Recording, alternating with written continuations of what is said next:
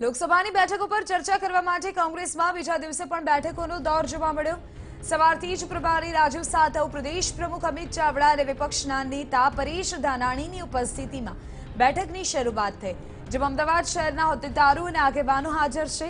મળતી માહિતી અનુસાર અમદાવાદ પૂર્વ, અમદાવાદ પશ્ચિમ અને ગાંધીનગરની બેઠકના ઉમેદવાર અંગે આ બેઠકમાં ચર્ચા કરવામાં આવશે। એટલું જ નહીં, અમદાવાદ કોંગ્રેસમાં ચાલી રહેલા આંતરિક વિવાદને શાંત પાડવા માટે પણ પ્રયાસો કરવામાં આવશે। લોકસભાની ચૂંટણીનું કાઉન્ટડાઉન છે તે શરૂ થઈ ગયું છે। બંને પક્ષોએ ઉમેદવારોની પસંદગી માટેની જે કવાયત છે તે શરૂ કરી છે।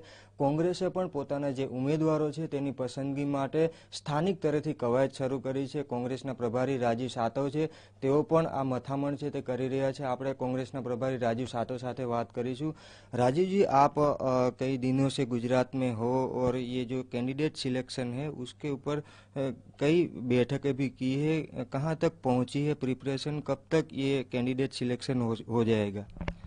जिस प्रकार से ये 5 राज्यों की चुनाव में पूरे देश में भारतीय जनता पार्टी का पराभव हुआ है, वो हार गए हैं, इसका बड़ा मैसेज पूरे देश में पहुंचा है। और ख़ास तौर से गुजरात ने जो कांग्रेस को एक नई दिशा 2017 के विधानसभा के चुनाव में दिखाई थी, पूरे देश में ये मैसेज गया कि भारतीय जनता पार्टी अगर गुजरात में परास्त हो सकती है, पराभव के कगार पार आ सकती है, तो देश में कहीं भी आ सकती है। और वो संदेशा अगर किसी ने दिया है तो गुजरात की जनता ने और गुजरात ने दिया है। और इसलिए जो शुरुआत हमने गुजरात से की थी, आने वाले समय में जो लोकसभा की चुनाव है, विधानसभा में हम कम सीटों से जीत नहीं पाए, लेकिन आने वाले समय में अच्छी तरीके से 26 में से 26 सीटों पर हमने टारगेट किया है। बूथ स्तर का काम हमारा कंप्लीट हो गया है।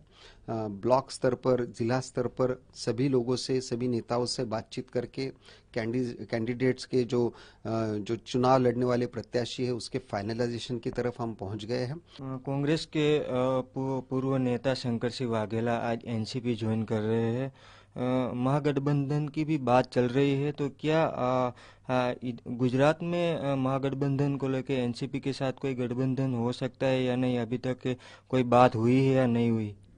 मेरे पास तो ऐसा कोई प्रस्ताव अभी तक किसी से आया नहीं है और हमने 26 सीटों का हमारी तैयारी पूरी तरह से है। जो गठबंधन की आप बात कर रहे हो, एनसीपी का गठबंधन के बारे में की चर्चा ये नेशनल लेवल पर ही होगी। हमारे पास इसके बारे में कोई प्रस्ताव नहीं है। सर, अभी कांग्रेस की एक दिक्कत ये है, संगठन कमज़ोर है कांग्रेस का, शहर में काफ़ी कमज़ोर है। कल भी आपने देर रात तक अहमदाबाद शहर के जो नेता है उनके साथ बातचीत की है। जो विवाद अहमदाबाद शहर में चल रहा है लोकसभा के इलेक्शन को लेकर, किस तरह से देखते हैं संगठन की इन दिक्कतों को? संगठन कोई कमज़ोर नहीं है। अगर कमज़ोर कोई संगठन है तो भारतीय जनता पार्टी का हुआ है, क्योंकि कार्यकर्ताओं की ना सुनवाई हो रही है, ना नेताओं और धारासभ्यों की कोई पूछ हो रही है।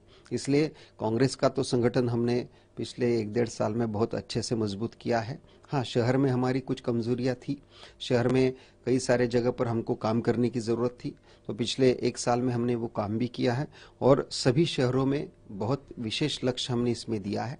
आभार राजीव जी। तो आ था कांग्रेसना प्रभारी राजीव सातव। તેમનું કહેવું છે કે કોંગ્રેસે છે તે 2019ની લોકસભાની ચૂંટણી માટે એડવાન્સ તૈયારીઓ છે તે તૈયારીઓ કરી લીધી છે અને 26માંથી 26 બેઠકોની જીતના લક્ષ્ય સાથે કોંગ્રેસ છે તે મેદાને ઉતરશે।